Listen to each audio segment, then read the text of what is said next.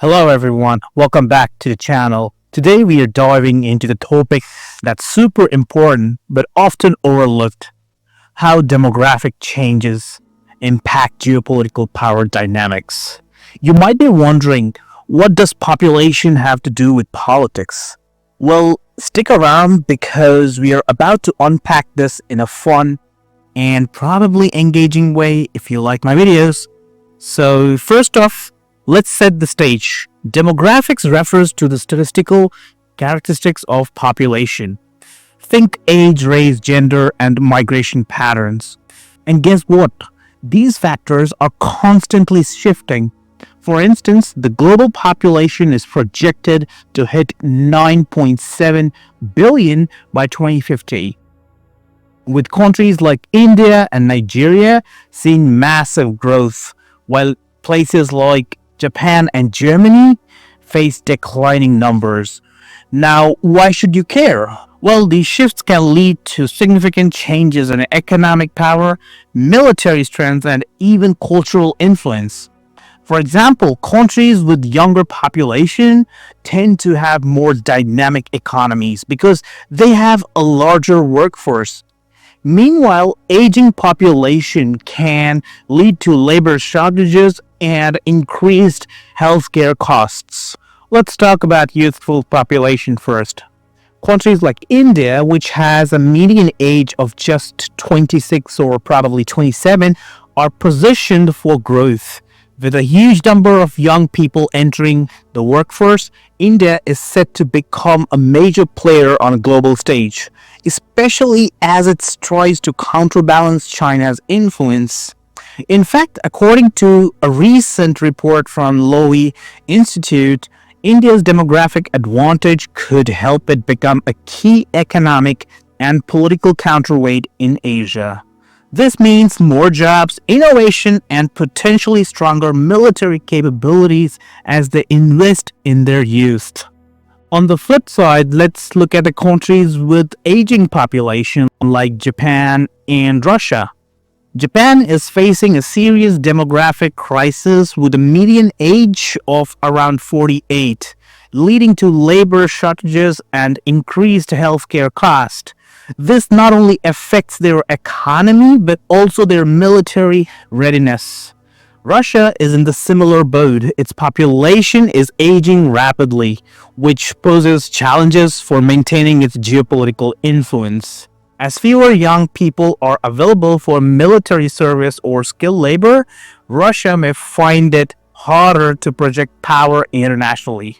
Now here's where it gets interesting: migration. Countries with aging population are starting to relax immigration policies to attract younger workers. For instance, Japan has begun opening its doors to foreign workers in attempt to fill labor gaps. This could lead to cultural shift as new communities form within these nations. But it's not just about filling jobs. Migration can also lead to geopolitical tensions. As people move from one country to another seeking better opportunities, host nations may experience social unrest or political backlash against the newcomers. It's a delicate balance. Let's not forget about Africa. With some of the highest population growth rates globally, African countries like Nigeria and Ethiopia are becoming increasingly important players on the world stage. By 2050, Nigeria is expected to be the third most populous country in the world. This demographic boom presents both opportunities and challenges for global powers looking for resources and markets. However, it also raises concern about government and stability within these rapidly growing nations. By the way, Africa imports almost 90% of its food. So here's the question: what option does Africa has if Europe continues on the path of aging and deindustrialization? Share your views in comment section. As demographics shift globally, we are also witnessing a rise of a multipolar world where power is distributed among various nations rather than dominated by one or two superpowers. Countries like Brazil, India, and some Southeast Asian nations are stepping up their games. This new landscape means that strategic alliance will become increasingly important. Countries will need to collaborate on issues like trade, security, and climate change while navigating their own demographic challenges. And here is another twist. Demographics also affect cultural influence. Nations with younger population often lead in trends and innovations. Think about how South Korea has dominated global pop culture with K-pop, but as their population ages, will they maintain that cultural edge? Well, countries that can harness their youthful energy for creativity and innovation will likely shape the global culture moving forward. So, what does all this mean for the future?